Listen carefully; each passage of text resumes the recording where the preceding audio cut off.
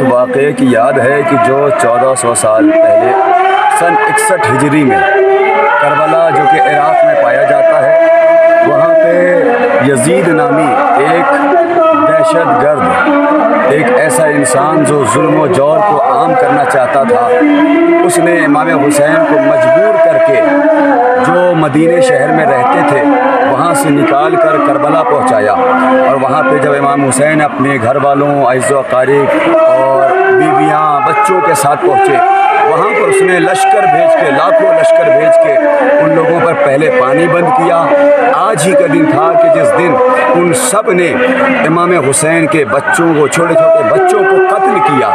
ان کے جوانوں کو ان پہ پانی بند کیا۔ 7 محرم سے پانی بند تھا اور آج 10 محرم ہے۔ 3 دنوں تک خیمے میں پانی ختم ہو چکا تھا۔ 3 دن سے بھوک و پیاس کی شدت میں آج وہ دن ہے کہ جس دن سب کو یزید نے قتل کروا دیا، یہاں تک کہ امام حسین کو بھی قتل کر دیا۔ اور ظلم کی حد تو یہ ہوئی کہ اس ملعون نے ان عورتوں کی چادروں کو بھی چھینا، یعنی عورتوں کی بھی عزت اس نے نہیں کی۔ لہٰذا یہ جو ہم 10 محرم کو جلوس نکالتے ہیں، یہ اس بات کا اعلان کرتے ہیں کہ یہ جلوس ہم شیعہ، ہم سب اس بات کا اعلان کرتے ہیں کہ ہم مولا حسین کے ساتھ ہیں، یزید کے خلاف ہیں، ہم عدل و انصاف کے ساتھ ہیں، ظلم و جور کے خلاف ہیں، ہم ہمیشہ ظالم کے خلاف آواز بلند کرنے کے لیے جلوس نکالتے ہیں۔ اور ہم یہ اپیل کرتے ہیں کہ ہندوستان میں بھی، تاکہ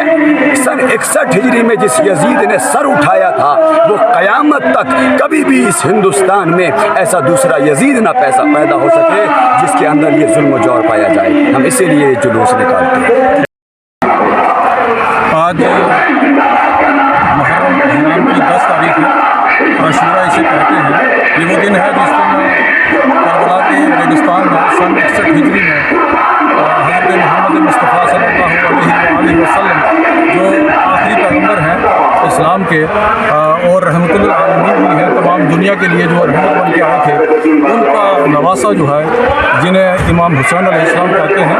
انہوں نے اپنی قربانی جو ہے وہ بچوں سمیت 72 قربانیاں پیش کی، صرف اس لیے کہ اس وقت جو ہے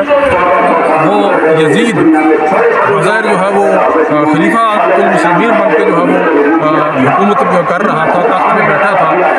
منبر رسول پہ بیٹھا تھا، لیکن جتنے بھی اقدار ہیں، جتنے بھی ویلیوز ہیں، ان کی پامالی کر رہا تھا، ان کو تہس و نہس کر کے رکھا تھا۔ انسانیت کو کوئی لحاظ نہیں تھا اس کے پاس، وہ ماں کو ماں نہیں سمجھتا تھا، بہن کو بہن نہیں سمجھتا تھا، اور کہتا تھا کہ ڈھونگ ہے سب، کوئی دین نہیں آیا،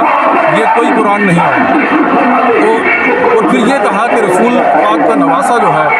جو ان کی ایک بیٹی جناب فاطمہ زہرا سلام اللہ کے بدن سے تھے، ان سے کہا کہ آپ میری بیعت کر لیں، تو انہوں نے انکار کیا کیونکہ آپ جو ہے وہ دین حق ہے اس کے اوپر نہیں ہے، میں آپ کی بیعت نہیں کروں گا۔ تو پھر اس نے اپنی فوجوں کو یہ کہا کہ آپ جو ہے وہ اگر یہ حسین بیعت نہیں کرتے تو سر قلم کر کے لائیے۔ تو امام حسین علیہ السلام نے حق بچانے کے لیے باطل کے سامنے اپنا سر نہیں جھکایا، بلکہ اپنے سمیت 72 قربانیاں پیش کر دی۔